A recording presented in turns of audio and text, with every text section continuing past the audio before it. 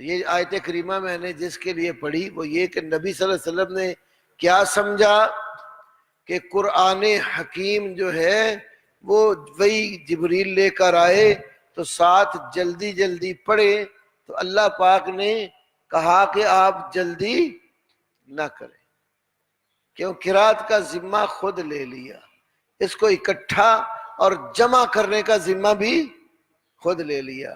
تو پھر جب وہی اتاری آپ کے دل کے اوپر، قلب پر، تو دل چیز کو محفوظ کرتا ہے، اللہ نے اس جگہ کا وجود میں سے انتخاب کیا جہاں قرآن جمع ہونا اور سیو ہونا تھا۔ تو دل بہت بڑی چیز ہے اس وجود کے اندر۔ یہاں ایک ضمناً اور بات بھی سمجھ لو، ثم ان علینا بیانہ، پہلے تھا ان علینا جمعہ، اور یہاں کیا ہے؟ بیانہ۔ بیان مضاف ہے اور ہو ضمیر،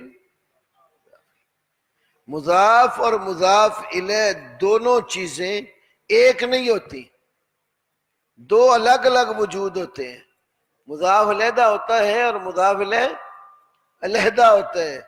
اگر مضاف کو مضاف الیہ ہی سمجھا جائے تو اس کو کہتے ہیں اضافۃ الشیء الی نفسہ، اضافۃ الشیء الی نفسہ، عربی میں یہ جائز ہی نہیں ہے، اضافۃ الشیء الی نفسہ لا تجوز۔ اس کا کیا مطلب ہوا پھر؟ قرآن یہ بیان علیحدہ ہے اور ہو ضمیر وہ علیحدہ ہے۔ بیانہ جو قرآن کی طرف لوٹتی ہے، اس قرآن کا بیان، اس قرآن کا بیان۔ تو معلوم ہے ایک قرآن ہے اور ایک قرآن کا بیان ہے، ایک قرآن ہے اور ایک قرآن کا بیان ہے۔ اللہ نے قرآن کی حفاظت کی بھی ذمہ داری لی اور اس کے بیان کی حفاظت کی بھی ذمہ داری لی، اور وہ بیان کیا ہے؟ وَأَنزَلْنَا إِلَيْكَ الذِّكْرَ لِتُبَيِّنَ لِلنَّاسِ مَا نُزِّلَ إِلَيْهِمْ، ہم نے تیری طرف کتاب اتاری ہے۔ کیوں؟ بیان کی ڈیوٹی کس کی لگائی؟ نبی صلی اللہ علیہ وسلم کی۔ لِتُبَيِّنَ لِلنَّاسِ، تاکہ تو لوگوں کے لیے اس کو کھول کھول کر بیان کر دے۔ تو قرآن کا بیان کیا نبی علیہ السلام نے، اور اللہ نے اس بیان کی حفاظت کی ذمہ داری لی۔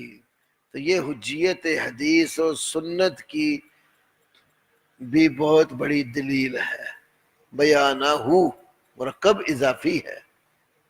چلو، میں نے جس کے لیے یہ پڑھی تھی آیت کریمہ، تو اس کا مطلب کہ حفاظت کے لیے اللہ رب العالمین نے ذمہ لیا، اور حفاظت کے لیے وہ محل جس پر قرآن اتارا، محل سے مراد یہ اردو دان طبقہ کوئی بلڈنگ نہ لے لیں، محل، جگہ، موقع جہاں قرآن اتارا اس کی تعیین خود کی۔ سورۃ شعراء، سورۃ شعراء آیت نمبر 193 اور 194 دیکھیں۔ سورۃ الشعراء، شاعر کی جمع شعراء۔ نزل بہ الروح الامین، نزل بہ،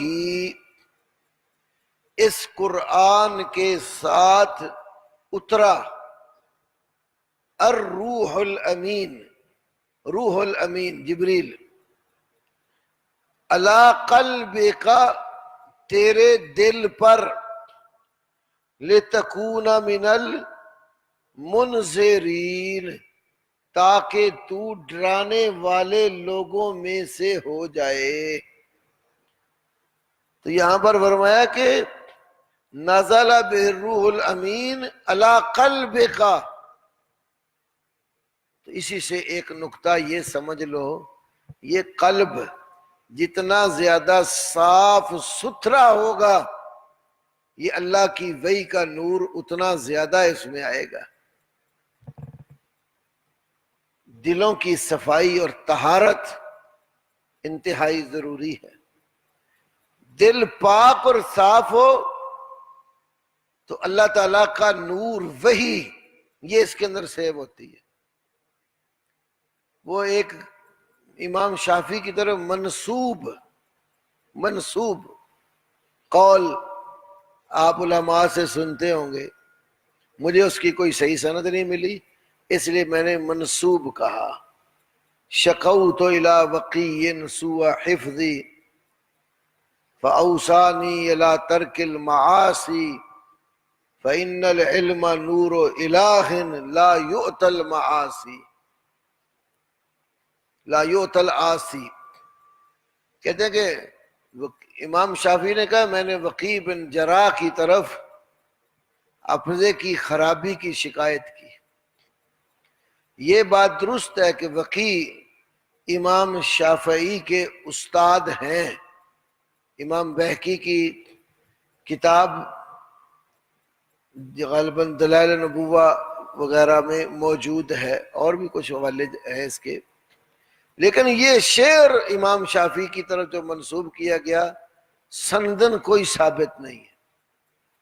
میں نے ایک جگہ لکھا ہے کہ یہ ہو سکتا ہے احناف کے کسی فرد نے وضع کیا ہو، کیونکہ فقہ کی کتابوں میں حنفیت اور شافعیت کی جنگ ہے.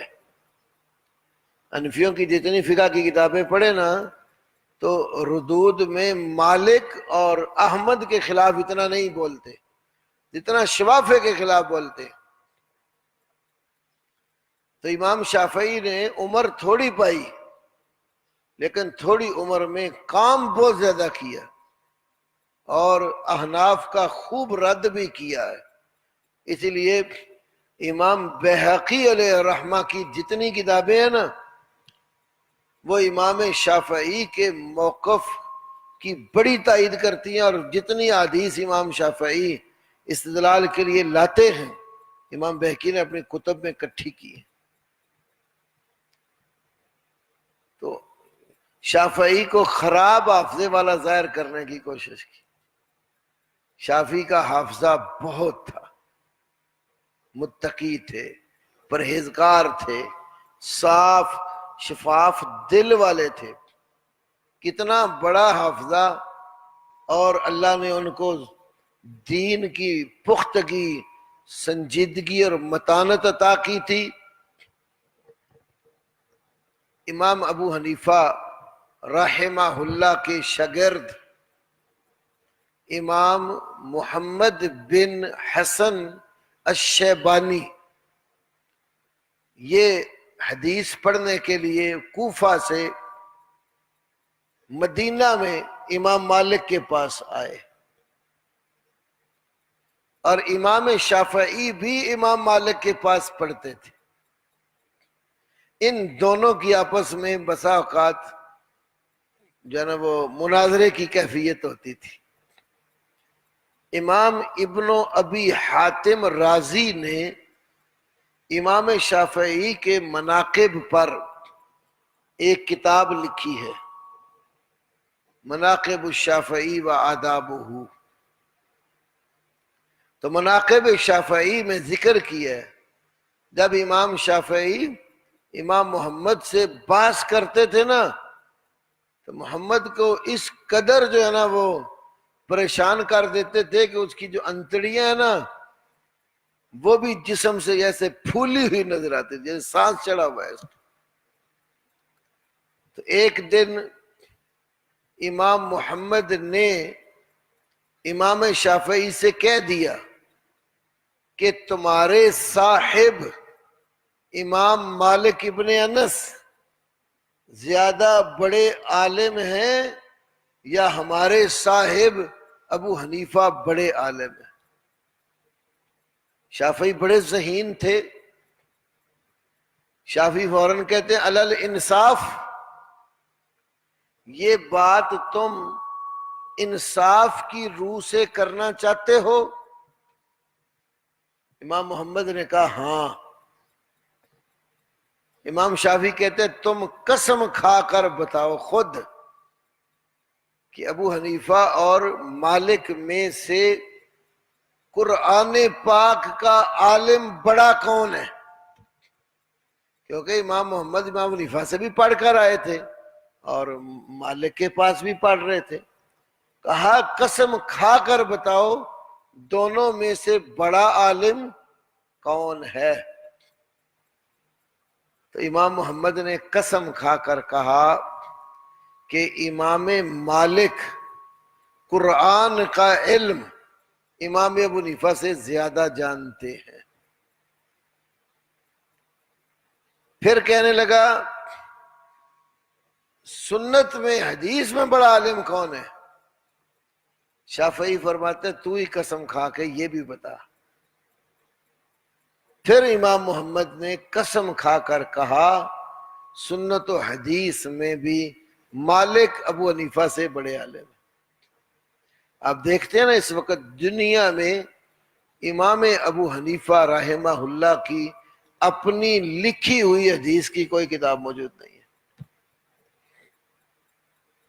امام مالک کی موطا دنیا میں موجود ہے. شافعی کی کتاب الام مسند شافعی آج موجود ہے. احمد ابن حنبل کی مسند احمد ان سب سے بڑی کتاب موجود ہے. لیکن امام ابو حنیفہ رحمہ اللہ کی حدیث کے اوپر اپنی لکھی ہوئی مرتب کردہ کوئی کتاب روئے زمین پر موجود نہیں. تو کہا تو ہی بتا دونوں میں سے حدیث کا بڑا عالم کون ہے؟ امام محمد نے قسم کھا کر کہا امام مالک امام ابو حنیفہ سے حدیث میں بھی بڑے عالم ہیں. پھر سوال ہوا صحابہ کے اقوال اور آثار میں بڑا عالم کون ہے؟ تو امام محمد نے پھر قسم کھا کر کہا اقوال صحابہ میں بھی امام مالک امام ابو حنیفہ سے بڑے عالم ہیں. شافعی کی ذہانت دیکھیے، اپنی طرف سے کوئی بات کہنی نہیں پڑی، محمد کے زبان سے نکلوا لی باتیں. اور کیا کہتے ہیں؟ یہ طالب علم خاص توجہ کریں، آپ کے لیے بات ہے. فَلَمْ يَبْقَ إِلَّا الْقِيَاسِ فَلَمْ يَبْقَ إِلَّا الْقِيَاسِ قیاس کے سوا کوئی چیز باقی نہیں رہی. وَلَا يَكُونُ الْقِيَاسُ إِلَّا عَلَى هَذِهِ الْأَشْيَاءِ قیاس بھی صرف انہی چیزوں پر ہوتا ہے، یا قرآن پر یا سنت پر یا پھر صحابہ کے آثار پر. لا يكون القياس الا على هذه الاشياء قیاس بھی صرف انہی چیزوں پر ہوتا ہے. پھر کیا فرماتے ہیں؟ امام شافعی نے کہا فَمَن لَمْ يَعْرِفِ الْأُصُولَ فَمَن بس جو شخص لم یعرف نہیں پہچانتا الاصول اصول کو فَعَلَىٰ أَيِّ شَيْءٍ يَقِيسُ قیاس وہ کس چیز پر کرے گا؟ اصل ہے قرآن، دوسرا اصل ہے سنت و حدیث، اور تیسرے نمبر پر اس کے بعد رہنمائی لی جاتی ہے صحابہ کے آثار سے. تو جس کو مالک کے مقابلے میں یہ اصول ہی نہیں آتے تو وہ جو قیاس تو ایک فرع اور شاخ ہے، تو قیاس کس چیز پر کرے گا؟ یہ حوالہ الجرح والتعدیل امام ابن ابی حاتم رازی کی جو کتاب ہے اس کے اندر بھی ہے، پہلی جلد میں مقدمے میں ہی. مناقب شافعی جو ان کی کتاب ہے ابن ابی حاتم کی اس میں بھی ہے. مناقب شافعی جو امام بہقی نے لکھی اس میں بھی ہے، اور تاریخ ابن الوردی میں بھی ہے.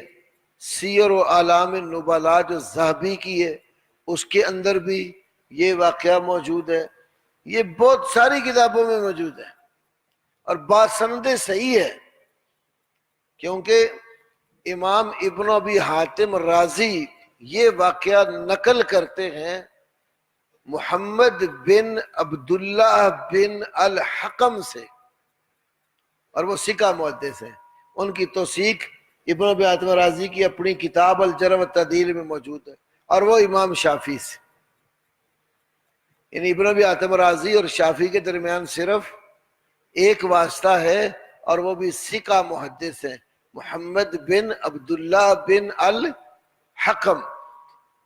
تو شافعی کوئی معمولی چیز نہیں تھے کہ وہ کوئی زیادہ گناہ کرتے ہوں تو ان کو وکیل کی طرف جا کر حافظے کی خرابی کی شکایت کرنا پڑی۔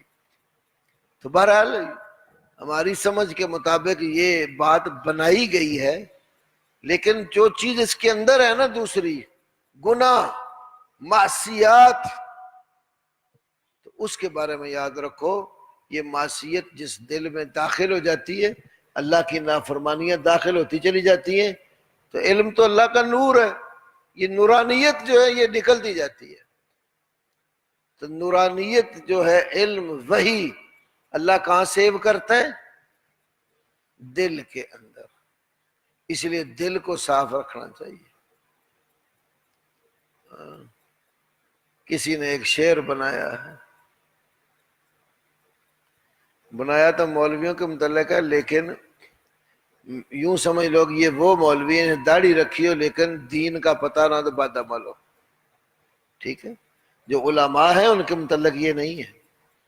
کیا فائدہ جو ریش بڑھائی تو نے، ریش داڑھی کو کہتے ہیں، کیا فائدہ جو ریش بڑھائی تو نے، ماتھے پہ محراب بنائی تو نے، تسبیح و مصلی سے کیا فائدہ جب نہ کی دل کی صفائی تو نے۔ میں اس کو یوں سمجھتا ہوں کہ جب دل کفر سے، شرک سے، معصیت سے پاک نہیں ہے تو یہ نمازیں پڑھنے اور لمبی لمبی تسبیحات لگا کر اللہ اللہ سبحان اللہ الحمدللہ کے وظیفے کرتے رہو تو کیا فائدہ ہوگا؟ جب دل کے اندر کئی اور الہ اور معبود بنا کے رکھ لیے تو اس کے ہوتے ہوئے آپ کو کچھ فائدہ نہیں ہوگا، عبادات کئی باتیں ضائع ہو جاتی۔ تو یہ دل صاف اور ستھرا رکھنا چاہیے۔ اللہ کے نبی نے دل کے متعلق کہا ہے نا، آپ صلی اللہ علیہ وسلم نے جب حلال اور حرام کو بیان کیا کہ ان الحلال بین و ان الحرام بین و بینہما مشتبہات، نعمان بن بشیر رضی اللہ عنہ کی حدیث ہے، بے شک حلال بھی واضح ہے، حرام بھی واضح ہے، ان کے درمیان کچھ متشابہات ہیں، لا یعلمہن کثیر من الناس، انہیں بہت سارے لوگ نہیں جانتے، من وقع فی الشبہات فقد وقع فی الحرام، جو شبہات میں داخل ہو گیا وہ حرام میں داخل ہو گیا۔ اللہ اکبر۔ پھر اللہ کے نبی نے ایک مثال دی، ایک چرواہا بکریاں چراتا ہے نا کسی شخص کے کھیت کے آس پاس، تو جب وہ بکریاں چراتا ہے تو یوشک ان یرتع فیہ، یہ امکان ہوتا ہے کہ بکریاں کھیت میں منہ ڈال دے گی، تو وہ اس کے بکریوں کے مالک کا کھیت نہیں ہے، تو حرام سے بچنے کے لیے بکریوں کو حرام کے قریب بھی لے کر نہ جائے۔ پھر فرمایا الا ان فی الجسد مضغۃ، یاد رکھو جسم کے اندر ایک گوشت کا لوتھڑا ہے، ٹکڑا ہے، اذا صلحت صلح الجسد کلہ، جب وہ ٹکڑا درست ہو گیا تو سارا جسم درست ہے، وَإِذَا فَسَدَتْ فَسَدَ الْجَسَدُ كُلُّهُ، جب وہ بگڑ گیا تو سارا جسم ہی بگڑ جاتا ہے۔ فرمایا الا وَهِيَ الْقَلْبُ، آگاہ ہو جاؤ وہ دل ہے۔ اسی لیے اللہ کے نبی، یہ بخاری کی حدیث ہے، اللہ کے نبی صلی اللہ علیہ وسلم دعا مانگتے تھے، یا مقلب القلوب ثبت قلبی علی طاعتک، اور ایک روایت میں ثبت قلبی علی دینک، اے دلوں کو پلٹنے والے، تو میرے دل کو اپنی اطاعت اور اپنے دین کے اوپر جما دے، ثابت کر دے۔ تو یہ دل محور ہے پورے وجود کا۔ دل پاک اور صاف ہوا تو پورا وجود پاک اور صاف ہے۔ آپ نے شق قلب کا معجزہ تو سنا ہوگا نا، نبی صلی اللہ علیہ وسلم کا شق صدر کر کے دل نکال کر دھو کر پھر اندر رکھ کر بند کر دیا۔ ایک واقعہ یہ قبیلہ بنو سعد میں پیش آیا تھا، جب آپ چھوٹے تھے اور اماں حلیمہ کے ہاں نبی صلی اللہ علیہ وسلم کی پرورش ہو رہی تھی۔ وہاں پھر کچھ بڑے ہوئے تو اپنے بھائی کے ساتھ، جو رضائی بھائی تھا، وہاں بکریاں چرا رہے تھے، کھیل رہے تھے، تو اللہ تعالیٰ کی طرف سے ملائکہ نے آ کر شق صدر کیا۔ ایک یہ واقعہ حدیث میں ملتا۔ میں نے الحمدللہ وہ جگہ دیکھی ہے جہاں پر نبی صلی اللہ علیہ وسلم مائی حلیمہ کے ساتھ رہے ہیں۔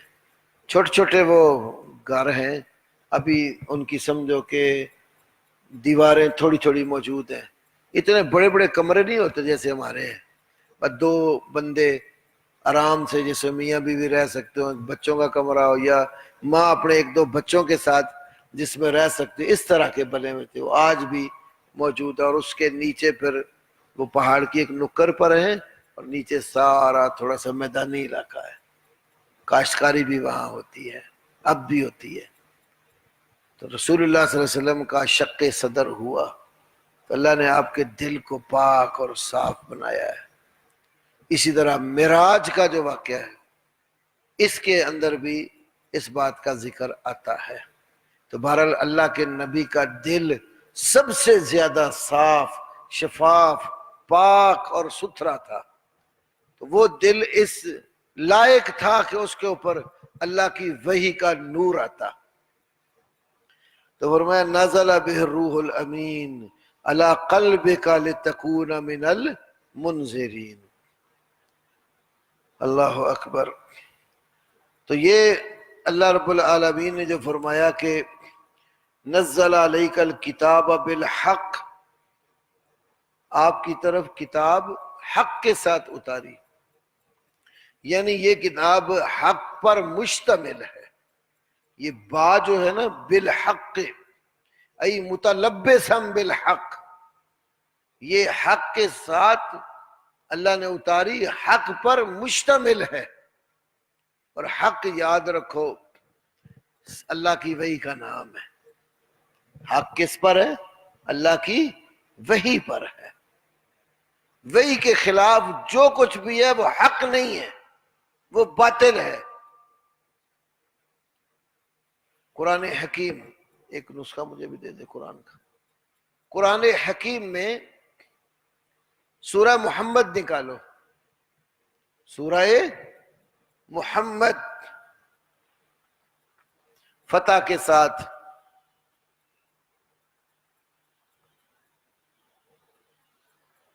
چھبیسویں پارے میں نکالو سورہ محمد۔ پہلے سورہ محمد ہے، آگے سورہ فتح ہے۔ دیکھیے 26واں پارہ سورہ محمد۔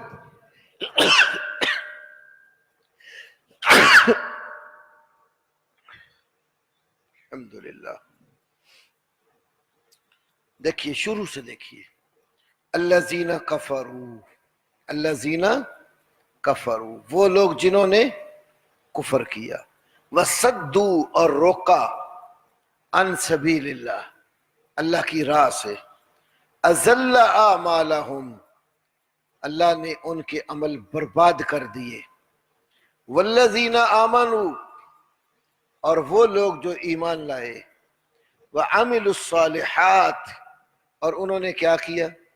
اچھے عمل کیے، وآمنوا بما نزل علی محمد، اور ایمان لائے اس چیز پر جو محمد کے اوپر اتارا گیا صلی اللہ علیہ وسلم۔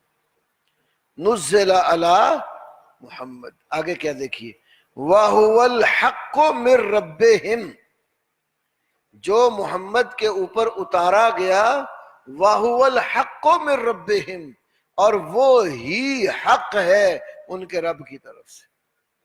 میں نے کیا معنی کیے؟ وہ ہی حق ہے. یہ ہی میں نے زور دیا نا اس پر بات سمجھانے کے لیے، غور کریں. یہ دیکھیں ہوا، آگے ہے الحق. جو کلمات عربی زبان میں حصر کا یعنی مخصوص معنی دیتے ہیں، ان میں سے ایک ترکیب یہ ہے کہ جس وقت ضمیر مرفوع منفصل مبتدا واقع ہو، جیسے ہوا یہاں پر ضمیر ہے، مرفوع ہے، علیحدہ استعمال ہو رہی ہے اور مبتدا بن رہی ہے. ضمیر مرفوع منفصل مبتدا بنے اور خبر معرف باللام ہو، خبر پر الف لام داخل ہو. وَهُوَ الْحَقُّ، تو وہاں حصر کا معنی ہوتا ہے کہ حق اسی چیز کے اندر منحصر ہے، اسی چیز میں بند ہے. تو یہ معنی کیا وہ ہی حق ہے. اس کی ایک مثال میں سمجھانے کے لیے اور دیتا ہوں. پہلا پارہ دیکھ، منافقوں نے جب صحابہ کے متعلق کہا اَنُؤْمِنُ كَمَا آمَنَ السُّفَهَاءُ، کیا ہم اس طرح ایمان لائیں جیسے بے وقوف ایمان لائے؟ اللہ نے جواب دیا الا، خبردار، انہم، بے شک وہ، یہ باتیں کرنے والے، ہم السفہاء، وہی بے وقوف ہیں. صحابہ کو بے وقوف کہنے والے وہی بے وقوف ہیں. ہم ضمیر مرفوع منفصل ہے، السفہاء الف لام کے ساتھ خبر جو ہے وہ واقع ہوئی ہے. تو یہاں حصر کا معنی ہوتا ہے. تو اس کی مثالیں قرآن پاک میں آپ بہت پائیں گے. تو یہاں کیا فرمایا؟ بما نزل علی محمد وَهُوَ الْحَقُّ مِن رَبِّهِمْ، جو کچھ محمد صلی اللہ علیہ وسلم پر نازل کیا گیا وہ ہی حق ہے ان کے رب کی طرف سے. تو کیا نازل کیا گیا؟ شروع میں نے آپ کو بتایا، ایک دن ایک درس تھا نا سنت پر، وَأَنزَلَ اللَّهُ عَلَيْكَ الْكِتَابَ وَالْحِكْمَةَ، سورۃ نساء کی آیت. اور اللہ نے تجھ پر کتاب اور حکمت نازل کی. تو محمد صلی اللہ علیہ وسلم پر کیا نازل ہوا؟ کتاب اور حکمت. اور سورہ محمد کیا بتاتی ہے؟ جو محمد صلی اللہ علیہ وسلم پر نازل کیا گیا وہ ہی. تو حق کیا ہوا؟ حق کتاب و سنت کے اندر منحصر ہے. حق کتاب اور سنت کے اندر ہے. کتاب و سنت سے باہر نکل جاؤ، اس کی مخالفت پہ آ جاؤ تو حق نہیں ہوگا. حق کہاں دائر ہے؟ کتاب و سنت. کیا کوئی تقلید کرنے والا شخص یہ دعویٰ کر سکتے حق صرف انہی کے گروہ کے اندر ہے؟ کوئی حنفی کہہ سکتا ہے کہ حق صرف وہ ہے جو حناف کے پاس ہے؟ شافعی دعویٰ کر سکتے ہیں حق صرف وہ ہے جو ان کے پاس ہے؟ اگر یہ دعویٰ کریں گے تو وہ دوسرا دعویٰ ان کا باطل ہو جائے گا کہ چاروں امام برحق. حالانکہ ان کے اندر اعتقادی امور میں بھی اختلاف ہے، فقہی مسائل میں بھی کافی اختلاف ہے. تو کوئی تقلید کرنے والا شخص یہ دعویٰ نہیں کر سکتا کہ حق صرف ان کے گروہ میں دائر ہے. اہل حدیث یہ دعویٰ کر سکتا ہے کہ حق صرف کتاب و سنت کے اندر ہے. کتاب و سنت کے خلاف جو کچھ بھی ہے وہ حق نہیں ہے. فماذا بعد الحق الا الضلال، فماذا بعد الحق الا الضلال، حق کے بعد قرآن کہتا ہے ضلال اور گمراہی ہے. تو حق کس کو بتایا؟ بما نزل علی محمد. نزل علی محمد کیا ہے؟ وَأَنزَلَ اللَّهُ عَلَيْكَ الْكِتَابَ وَالْحِكْمَةَ. تو یہ ہم دعویٰ کر سکتے ہیں کہ ہم جو بات کہتے ہیں قرآن اور سنت کی، تو قرآن اور سنت کے اندر حق ہے. تو ائمہ اربعہ کے بارے میں یہ تو کہہ سکتے ہیں یہ چاروں حق کے دائرے میں آتے ہیں، لیکن یہ نہیں کہہ سکتے کہ حق وہی ہے صرف جو ان کے پاس. بڑی بڑی مثالیں موجود ہیں. یہ اللہ کے بندے کئی بار حق کھل کر واضح ہو جائے اور ہو امام کے قول کے خلاف تو ماننے کو تیار نہیں ہوتے. بڑی عام سادہ سی مثالیں اس کی موجود. فجر کی نماز جماعت کھڑی ہو گئی، اب کوئی شخص بعد میں آیا، جماعت کھڑی ہے اور اس نے صبح کی سنتے نہیں پڑھی. یہ ہمارے لوگ کیا کہتے ہیں، وہ پیچھے ہو کر کسی ستون کے یا تھوڑا سا اور پیچھے ہو کر یا کونے میں مسجد کے پہلے سنتے پڑھے پھر فرض میں شامل ہو. اور نبی صلی اللہ علیہ وسلم نے کیا فرمایا، اذا اقیمت الصلاۃ فلا صلاۃ الا المکتوبہ.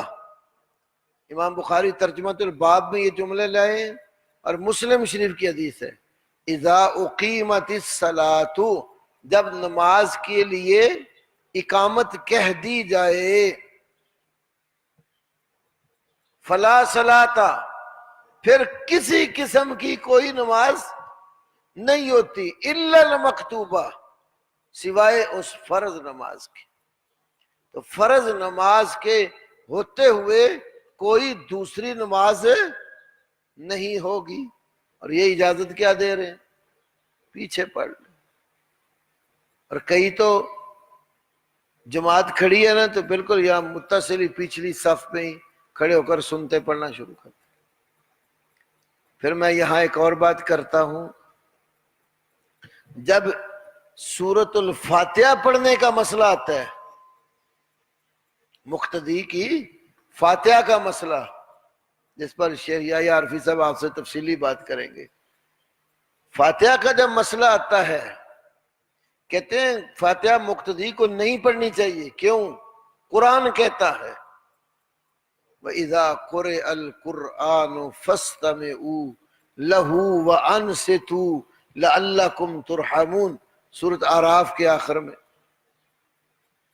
جب قرآن پڑھا جائے تو اس کو غور سے سنو اور خاموش ہو جاؤ تاکہ تمہارے اوپر رحمت نازل ہو.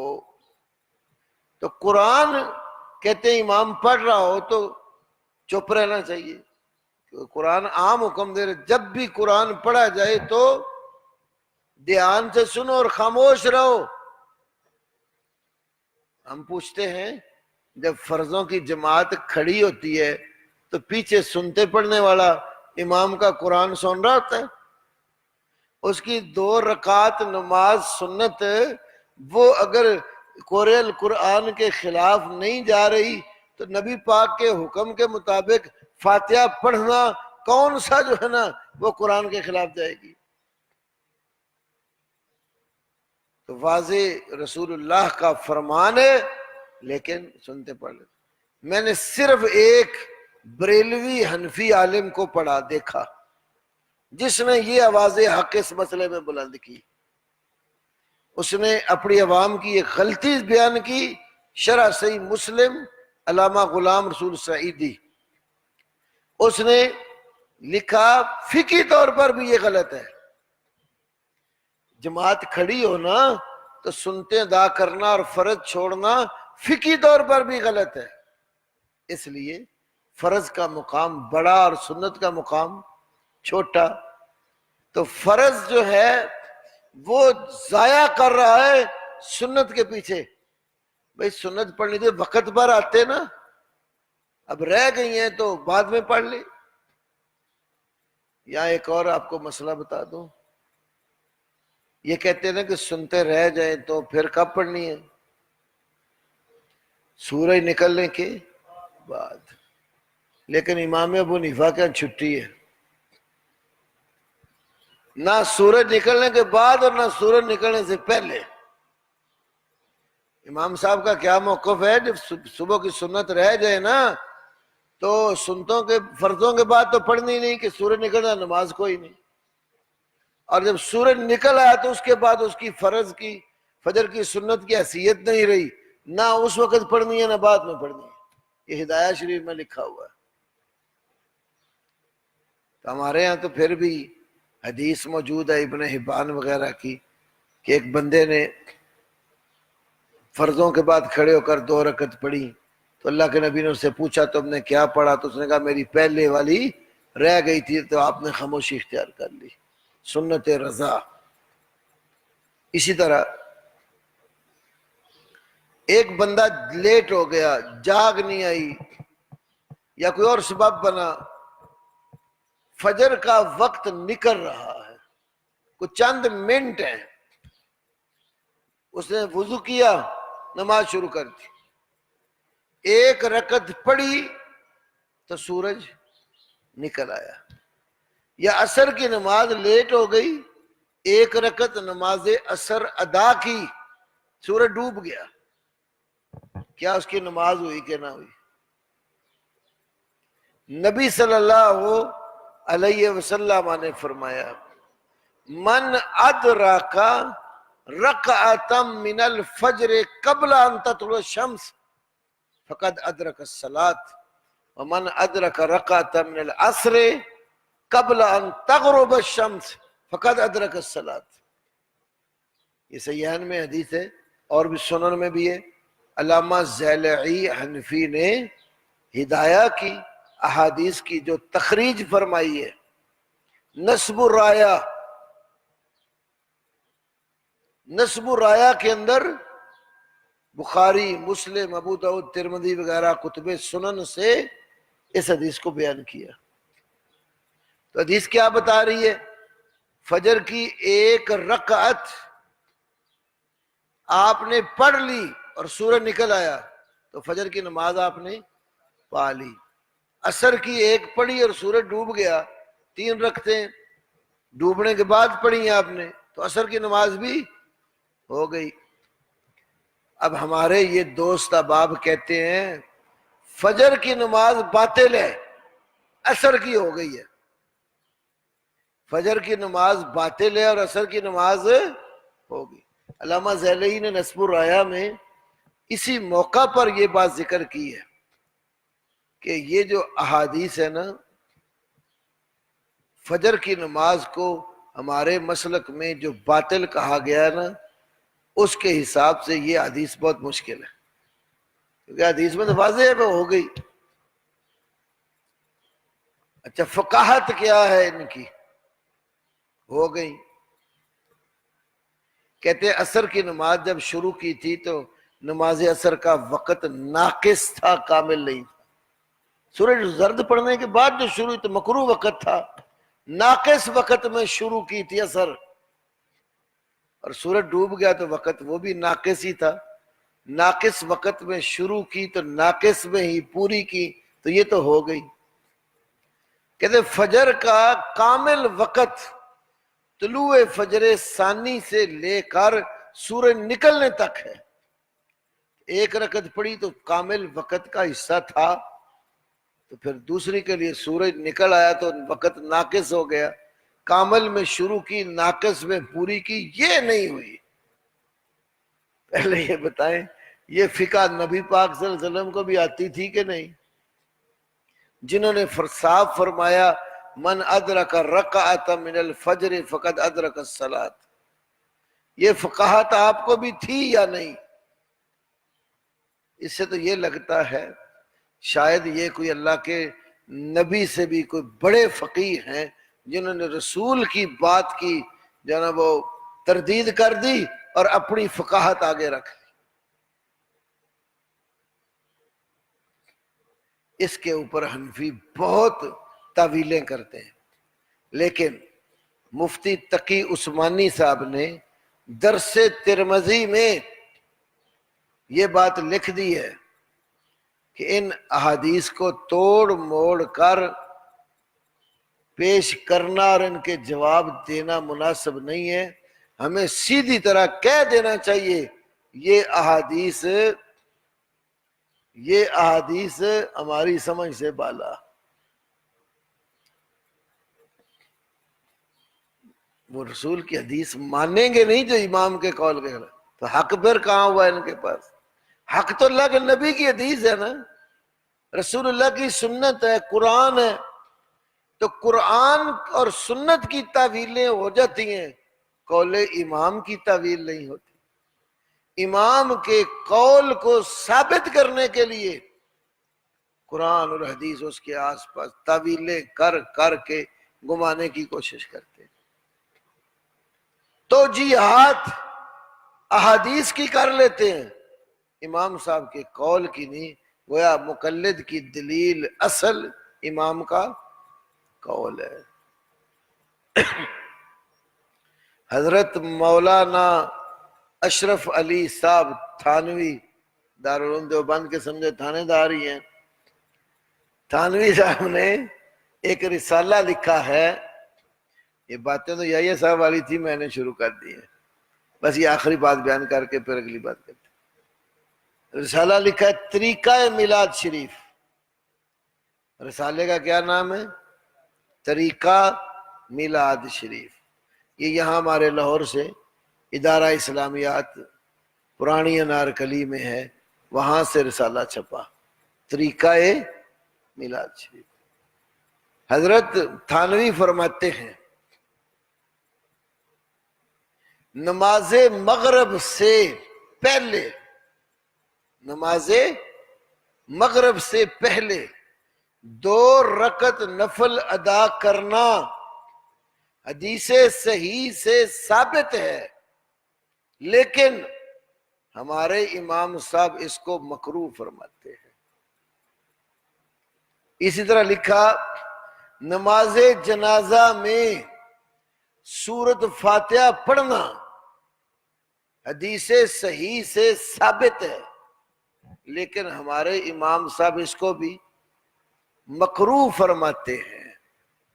تیسری مثال لکھی ہوئی ہے کسی نعمت جدیدہ کی خبر سن کر، کسی نعمت جدیدہ، نئی نعمت کوئی ملے آپ کو، خبر سن کر سجدہ شکر بجا لانا حدیث صحیح سے ثابت ہے، لیکن ہمارے امام صاحب اس کو بھی مکروہ فرماتے ہیں.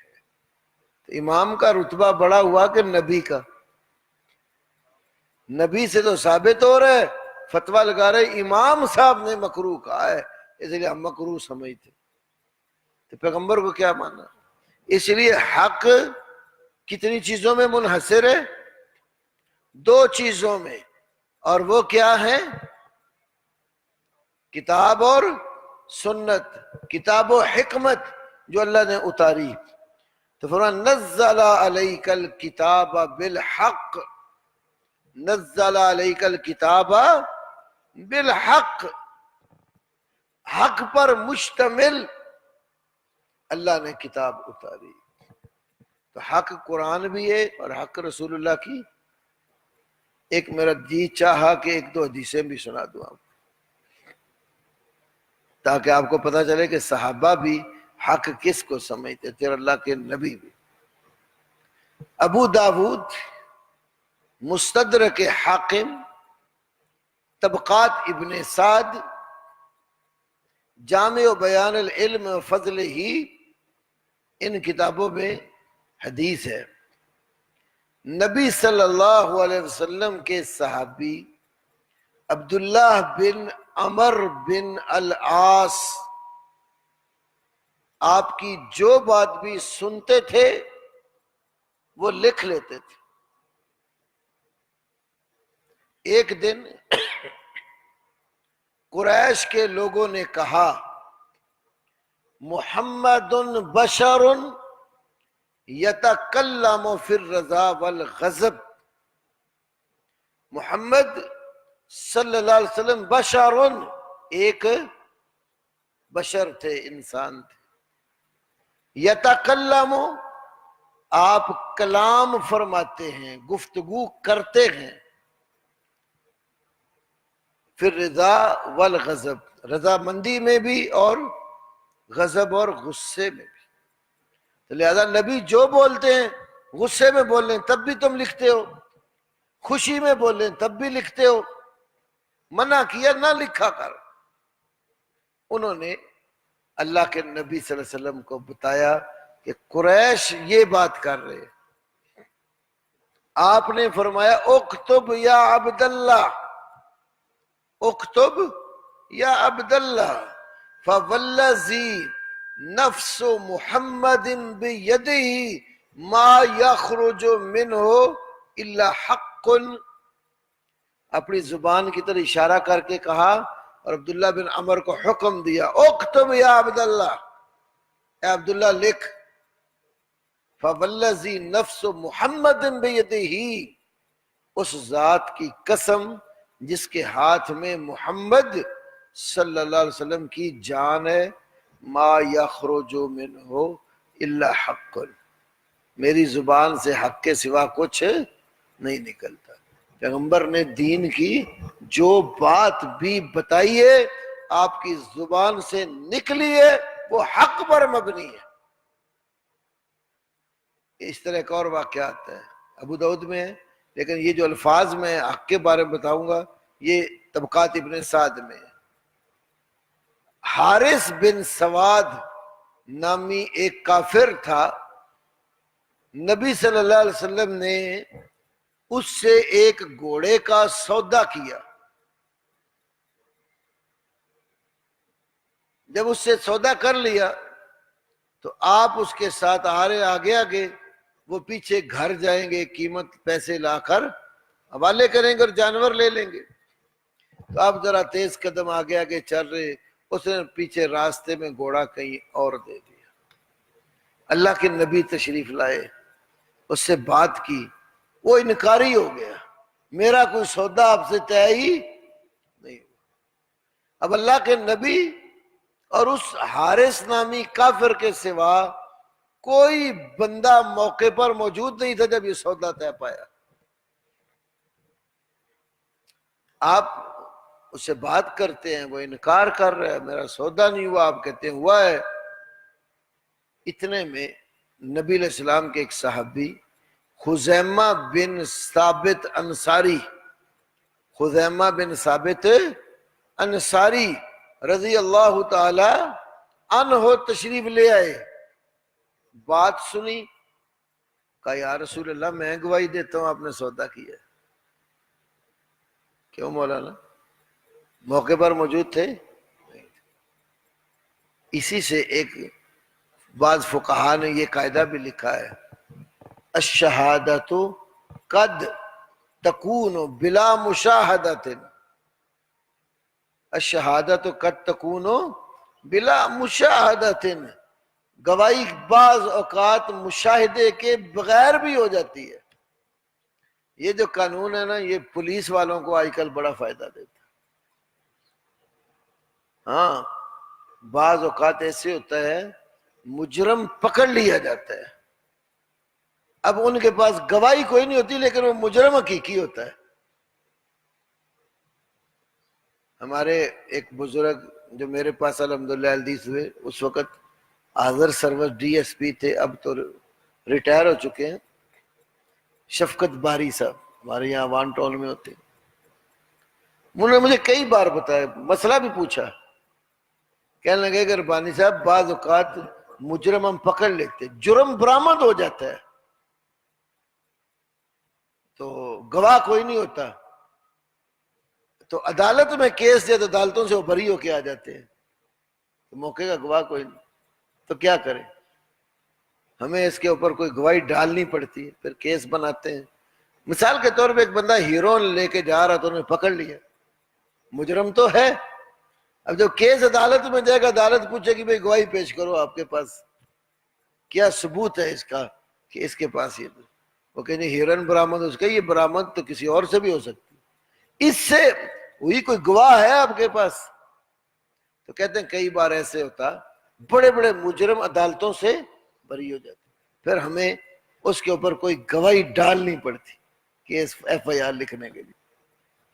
میں نے ان کو کہا کہ اگر واقعی حقیقتاً مجرم ہو تو یہ بھی ایک فقہی قاعدہ موجود ہے، الشہادۃ قد تکون بلا مشاہدہ، اور ہم سارے اس قاعدے پر عمل کرتے ہیں، میں بھی اور آپ بھی.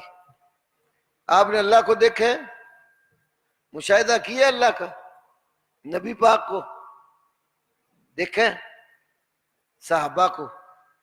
کیوں کہتے ہو کہ اللہ بھی ہے، نبی بھی ہے، صحابہ بھی ہے؟ دیکھا تو آپ نے ہے کوئی نہیں. اشہد ان لا الہ الا اللہ واشہد ان محمدا عبدہ ورسولہ.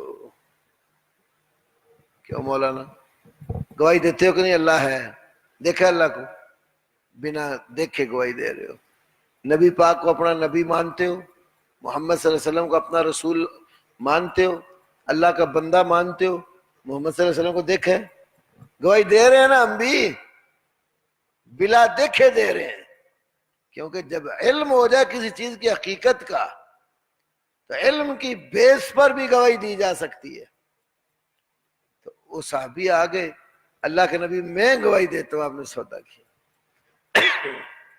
فرمایا خزیمہ جب سودا کیا تھا تو میرے اور اس کے سوا تو کوئی بندہ ہی نہیں تھا، کیسے گواہی دیتے ہو؟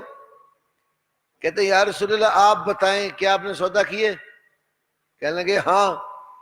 تو فرمایا پھر خزیمہ گواہی دیتا ہے آپ نے سودا کیے ہے، اس لیے خزیمہ کا تو ایمان ہے انک لا تقول الا حقا،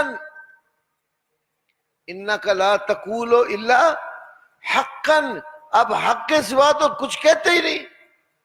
اگر آپ کہہ رہے ہیں سودا کیا تو میرا ایمان ہے کہ سودا ہوا ہے اور میں گواہی دیتا ہوں کہ سودا ہوا ہے. یہ وہ صحابی ہیں جن کو اللہ کے نبی نے ذو الشہادتین قرار دیا، دو گواہیوں والا. اس لیے پیغمبر کی اس موقع پر تصدیق کی جب کوئی تصدیق کرنے والا بندہ موجود نہیں تھا، تصدیق کی اور زبان رسالت سے ذو الشہادتین کا لقب پا لیا. تو صحابی کا ایمان کیا تھا کہ نبی جو کہتے ہیں وہ کیا ہے؟ حق ہے. تو قرآن بھی حق ہے، تو کتنی چیزیں حق ہوئی؟ اور حق والا گروہ ہر دور میں رہنے ہیں.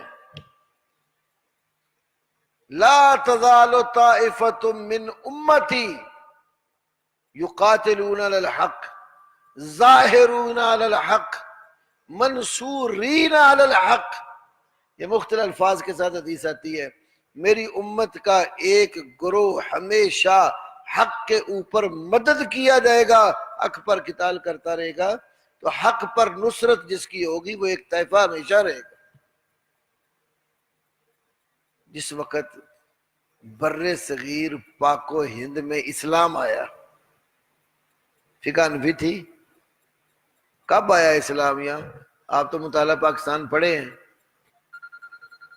ہاں جی، محمد بن قاسم، محمد بن قاسم. اب ان کے بارے میں یہ اختلاف ہے ضرور کہ ان کی عمر اس وقت کتنی تھی.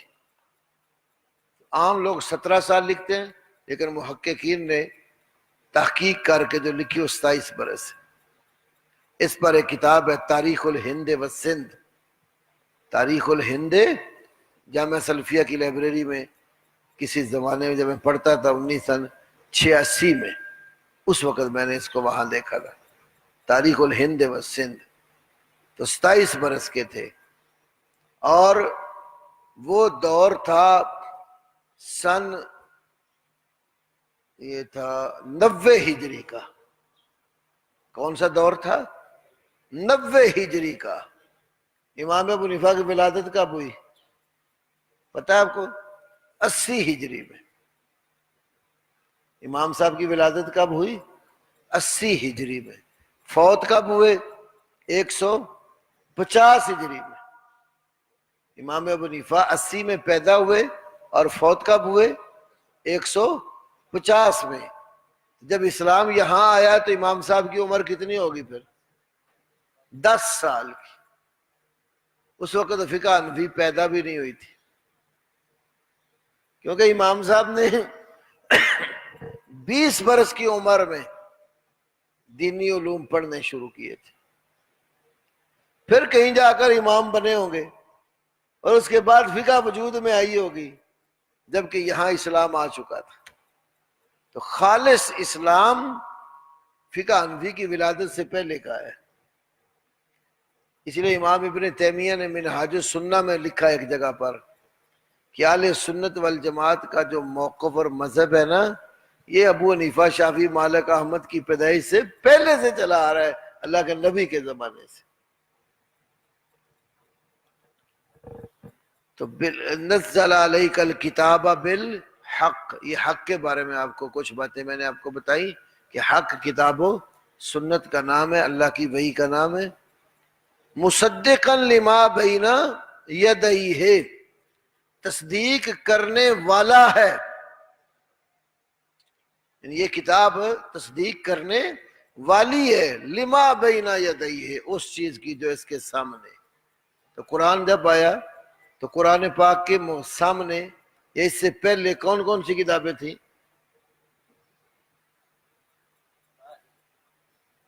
تو بیچ میں نہ لایا کرو نا، جب پڑھا رہا ہوں کوئی ایسی چیز نہ لایا کرو، بعد میں دیا کرو، توجہ ساری ادھر ادھر ہو جاتی ہے۔ وَأَنزَلَ التَّوْرَاةَ وَالْإِنجِيلَ، اور اس نے تورات اور انجیل نازل کی، من قبل، اس سے پہلے، ہدی للناس، جو انسانوں کے لیے سراسر ہدایت ہے، انسانوں کے لیے سراسر ہدایت ہے۔ اچھا جی، بالحق پر میں نے آپ سے بات کی۔ ابھی یہ جو ہدایت ہے نا، جو وہی نازل کرنے کے بعد فرمایا کہ ہدی للناس، انسانوں کے لیے ہدایت۔ ہدایت دو طرح کی ہے، ہدایت دو طرح کی ہے، ایک ہے ہدایت الدلالہ، دلالت، یا ہدایت الارشاد، دوسری ہے ہدایت التوفیق۔ ایک ہے یوں سمجھ لو حق بات کی طرف رہنمائی کرنا، ہدایت کی ایک قسم حق بات کی طرف رہنمائی کرنا، دوسری قسم حق بات قبول کرنے کی توفیق دینا، اس کو ہدایت التوفیق کہا۔ ہدایت کی کتنی قسمیں؟ دو، حق بات کی طرف رہنمائی کرنا ایک، حق کو قبول کرنے کی توفیق دینا دو، یہ ہدایت کی کتنی قسمیں؟ دو۔ لو جی، اس کو بریلوی علماء میں سے علامہ غلام رسول سعیدی نے تفسیر تبیان القرآن کے اندر یوں بیان کیا ہے۔ قرآن میں دو آیتیں ہیں، ان کو سامنے رکھیں، توجہ کریں۔ ایک آیت ہے سورۃ القصص، نکالے سورۃ القصص، انک لا تہدی من احببت، انک لا تہدی من احببت،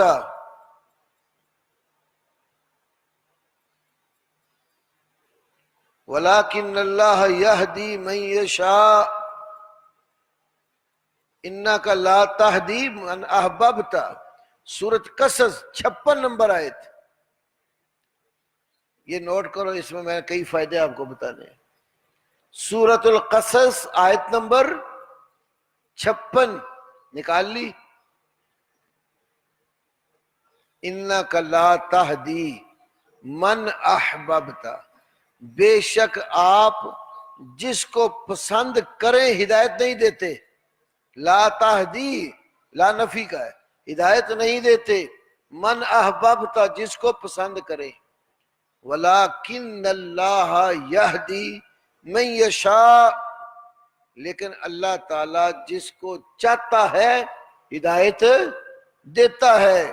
وَهُوَ عَالَمُ بِالْمُهْتَدِينَ، ہدایت پانے والوں کو وہ سب سے زیادہ جانتا ہے۔ دوسری آیت کریمہ یہ جو تھی سورۃ قصص کی، وہ سورہ شورا نکالیں آپ۔ دوسری آیت کے لیے آپ کیا نکالیں؟ سورہ شورا۔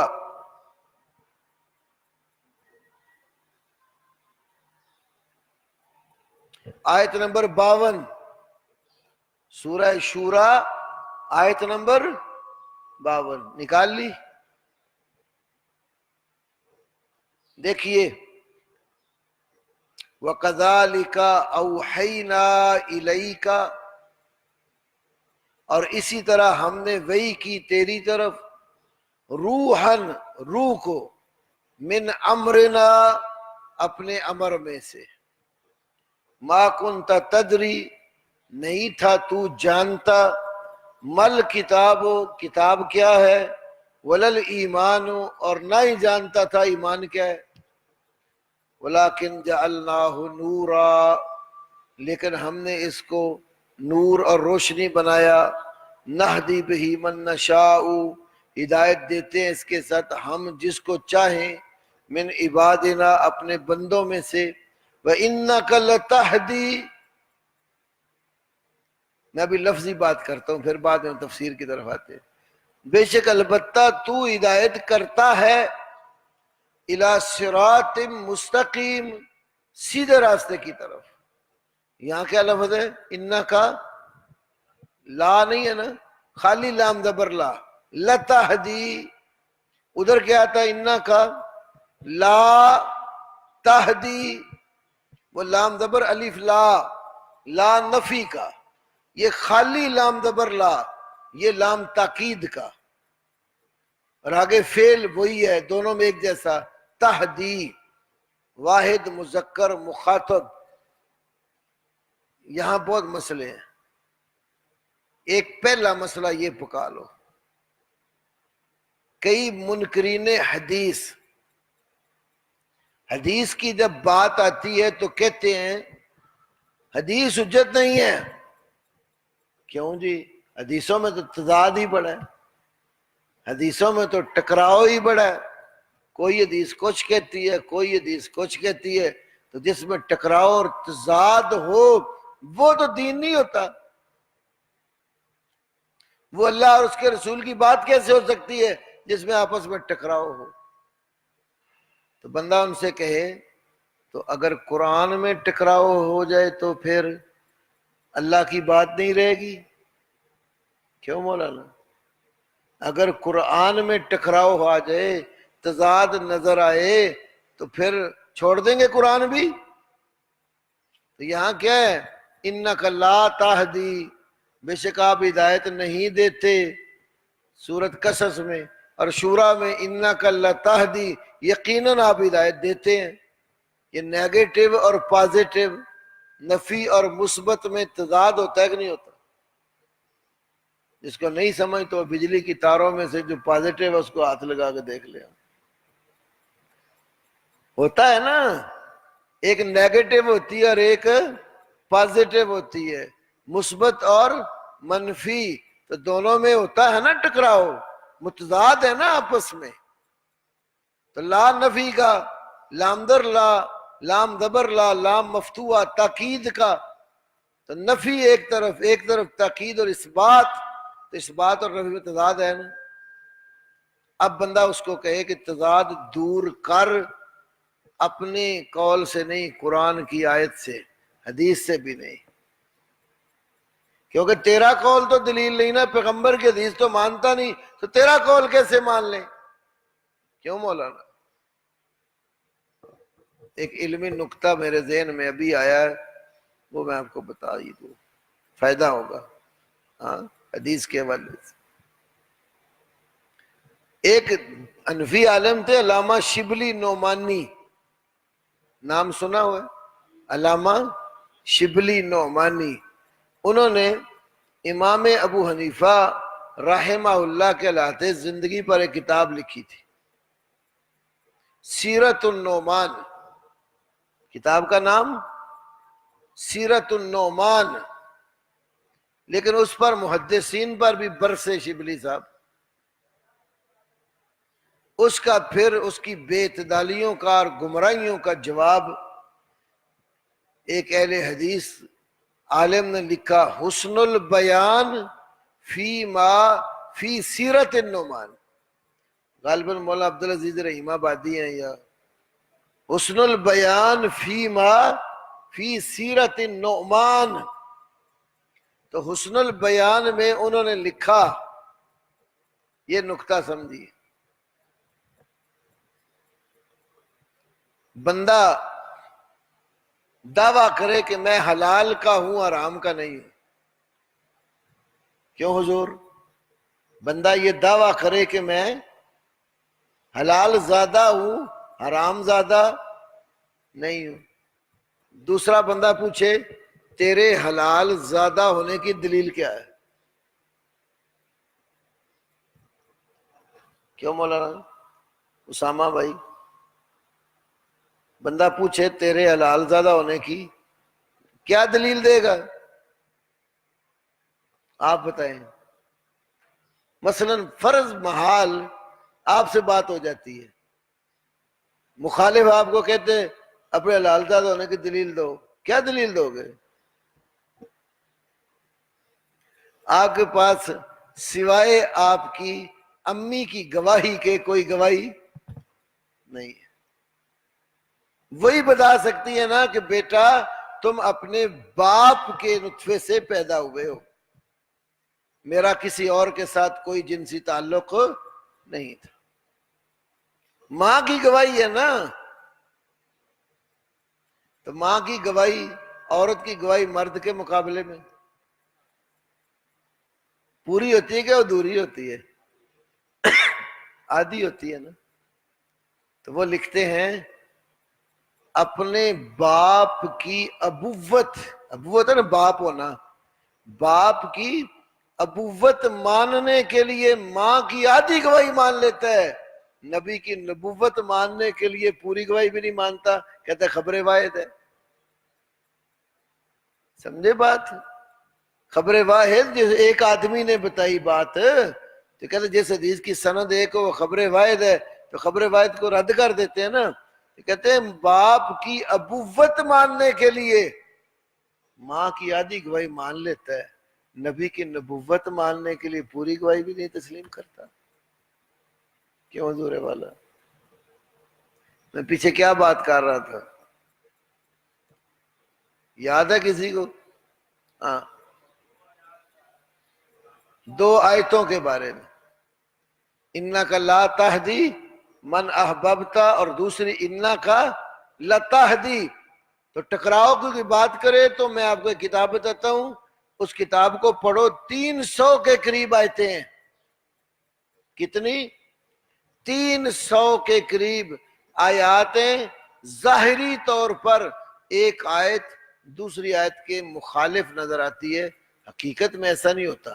پھر وہ مفسر دونوں آیتوں میں تطبیق دیتے ہیں. کتاب کا نام ہے دفع ایہام الاضطراب. دفع ایہام، حمزہ یا ہاتھ آنکھوں والی الف اور میم. دفع ایہام الاضطراب، اضطراب الف کے نیچے حمزہ لکھتے ہیں، حمزہ ضاد طا را الف اور با. دفع ایہام الاضطراب عن آیات الکتاب. دفع ایہام الاضطراب عن آیات الکتاب. یہ کتاب آپ کے پاس ضرور ہونی چاہیے. یہ علامہ محمد امین شنقیطی رحمہ اللہ کی کتاب ہے، علیحدہ بھی چھپی ہوئی ہے، ان کی تفسیر اضواء البیان کے آخر میں بھی چھپی ہوئی ہے. یہ آپ کو پی ڈی ایف میں بھی موبائل پر مل سکتی ہے. امین شنقیطی، یہ ہمارے شیخ افسناء اللہ خان مدنی حافظ اللہ کے بھی استاد تھے، مدینہ یونیورسٹی میں آپ سب ان کے پاس پڑھے ہیں، بڑے مفسر تھے. تفسیر اضواء البیان بڑی شاندار تفسیر ہے، یہ تفسیر القرآن بالقرآن کا بڑا عمدہ نمونہ ہے۔ ایک بات تو یہ ٹھیک ہے۔ دوسری بات آ جائیے، یہ جو ہمارے ماشاءاللہ ختم درود والی پارٹی ہے، وہ جب بیان کرنے پر آتے ہیں تو کہتے ہیں اللہ پاک نے اپنی عطا سے، اللہ پاک نے اپنی عطا سے تمام اختیارات محمد الرسول اللہ صلی اللہ علیہ وسلم کو سونپ دیے۔ آپ مختار کل ہیں، آپ کیا ہیں؟ مختار کل ہیں۔ اللہ کی عطا سے آپ کے اختیارات عطائی کلی ہیں، کلی یعنی تمام اللہ کے رسول کے اختیارات عطائی کلی، اللہ کی طرف سے سب کچھ عطا کر دیا گیا۔ وہ احمد رضا خان نے اپنی جو اس کی نعتیہ دیوان ہے نا، اس میں لکھا احد سے احمد کو، احد سے احمد کو، احمد سے تجھ کو، کیوں نا سے یہ میں جو بات کہنے لگوں دھیان سے، احد سے احمد کو اور احمد سے تجھ کو سب کن مکن حاصل ہیں یا غوث۔ احد سے احمد کو اور احمد سے تجھ کو سب کن مکن حاصل ہیں یا غوث۔ کن مکن سمجھتے ہو نا کہ یہ چیز ہو جا تو ہو جائے، یہ کس کا اختیار ہے؟ اللہ کا۔ اذا اراد شیئا ان یقول له کن فیکون۔ اللہ جب کسی چیز کے کرنے کا ارادہ کرتا تو کیا کہتا ہے؟ ہو جا، تو وہ چیز ہو جاتی ہے۔ تو کہتے ہیں یہ کن مکن کا جو اختیار ہے نا، اللہ نے احد نے احمد کو دیا، محمد صلی اللہ علیہ وسلم کو، اور محمد صلی اللہ علیہ وسلم سارا اختیار غوث پاک کو دے دیا۔ احد سے احمد کو، احمد سے تجھ کو سب کن مکن حاصل ہیں یا غوث۔ کیوں مولانا؟ کہ اللہ نے کن کے اختیارات بھی سارے کے سارے، کیا ہوا مولانا؟ آپ کو جھگڑے کا اختیار دے دیے۔ کوئی بات نہیں، بعد میں بات کر لیا کرو، کوئی والا دیکھنا جو میں بتاؤں نا، حوالے چیک کریں، لائبریری میں جب جاؤ تو حوالے دیکھ لیا کرو، اصل اپنی آنکھوں سے زیارت کر کے لکھا کرو۔ احد سے احمد کو، احمد سے تجھ کو سب کن مکن حاصل ہے یا غوث۔ اچھا ایک تو یہ دعویٰ ہے، اب یہ دونوں آیتیں سامنے رکھو، انک لتہدی الی صراط مستقیم انک لا تہدی من احببت۔ ایک نفی کر رہی ہے اور ایک اس بات، تو یہ تطبیق کیسے ہوگی؟ یہ تضاد اور ٹکراؤ دور کیسے ہوگا؟ تو علامہ غلام رسول سعیدی نے تفسیر تبیان القرآن میں اس کے بارے میں لکھا ہے۔ یہ دو اصطلاحیں اس نے استعمال کی، ایک ہوتا ہے اراعۃ الطریق۔ کیا لفظ ہے؟ اراع، ارا یری اراع، یہ لکھنا الف لکھ کر نیچے حمزہ ڈالو، را الف ارا، آگے حمزہ اور گول تھا، اراع، آگے الطریق، ترجمہ اس کا راستہ دکھانا۔ اراعۃ الطریق کا معنی یوں سمجھ لو کہ ایک ہے راستہ دکھانا، دوسرا ہے ایصال الی المطلوب، ایصال الی المنزل پر پہنچانا۔ ایک ہے راہ دکھانا اور ایک ہے منزل پر۔ ایک بندہ آپ کو بتا دیتا بھائی یہ سڑک ادھر جاتی ہے، راستہ بتا دیے، اور اب یہ ضروری نہیں کہ آپ اس سڑک پر جائیں تو منزل پر پہنچ ہی جائے، راہ سے بھٹک بھی سکتے ہیں۔ تو منزل پر پہنچانا الگ مسئلہ ہے اور راستہ دکھانا۔ تو جہاں فرمایا نا کہ آپ صراط مستقیم کی طرف رہنمائی کرتے ہیں، ہدایت کرتے ہیں، اس کا مطلب ہے راستہ دکھاتے ہیں۔ پیغمبروں کا کام راستہ دکھانا ہے۔ پیغمبر کا کام کیا ہے؟ راستہ دکھانا، راستے پر چلنے کی توفیق دینا پیغمبر کا کام نہیں ہے۔ انہوں نے کہا لتہدی، لام تاکید میں راستہ دکھانا مطلب ہے، لا تہدی میں منزل پر پہنچنے کی توفیق کی نفی ہے۔ تو پیغمبر کو پھر یہ اختیار ملا کہ جس کو جی چاہے راستے پر قائم کر دے۔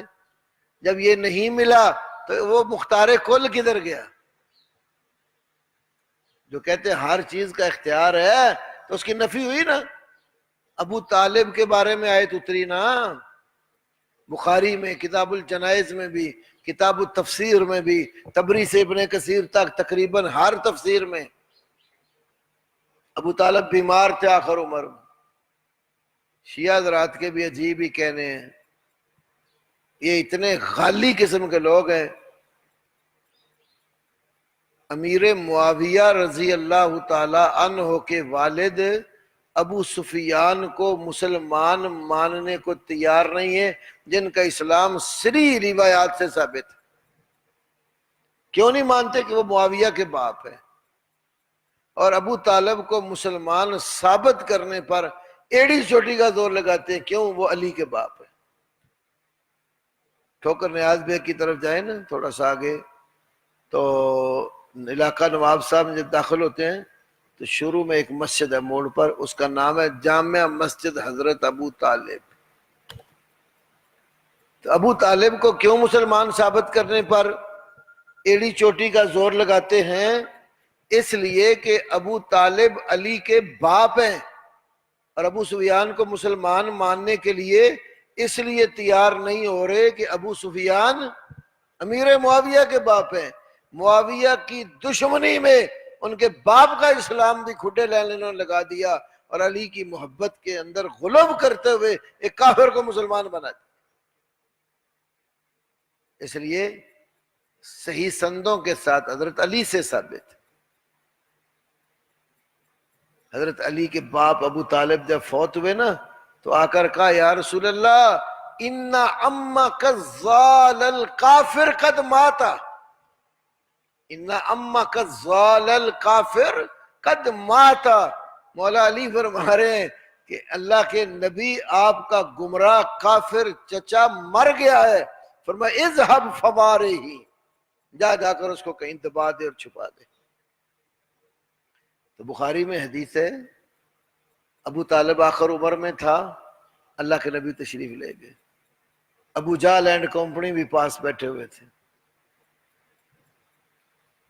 اللہ کے نبی نے کیا کہا؟ یا عم قل لا الہ الا اللہ، یا عم قل لا الہ الا اللہ، اے میرے چچا لا الہ الا اللہ کہہ دے، کلمتن احاج بہا لک عند اللہ، یہ ایک ایسا کلمہ ہے میں تیرے حق میں قیامت والے دن اس کو بطور دلیل پیش کروں گا، حجت کے طور پر پیش کروں گا۔ ابو جہل اینڈ کمپنی نے کیا کہا؟ اترغب، یہ لفظ سننے والے اس کو نوٹ کرو، اس میں بڑا ایک اور مسئلہ بھی ہے۔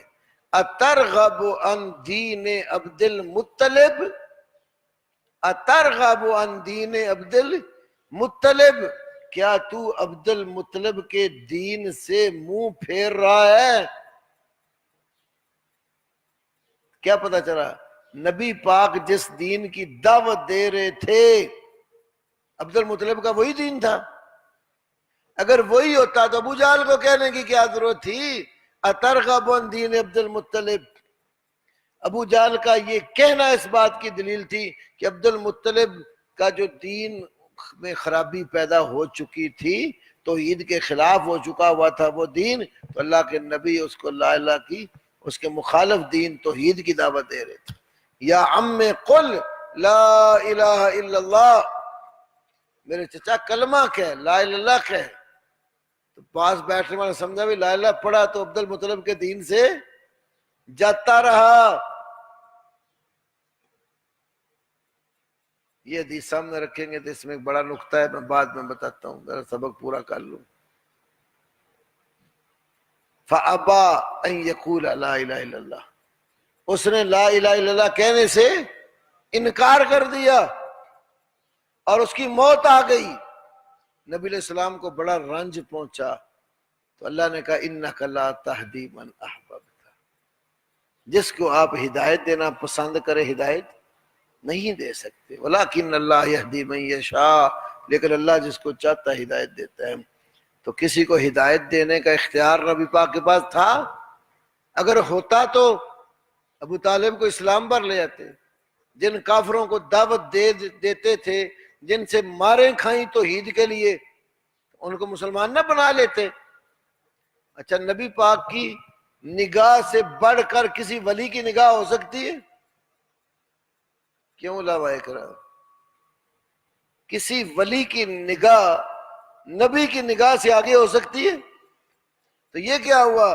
نگاہ مرد مومن سے بدل جاتی ہیں تقدیریں. رسول پاک کی نگاہ ابو طالب پر پڑتی تھی کہ نہیں؟ چلو اور نہ صحیح تو دعوت جب دی تو اس وقت تو دیکھ ہی رہے تھے نا چچا کو.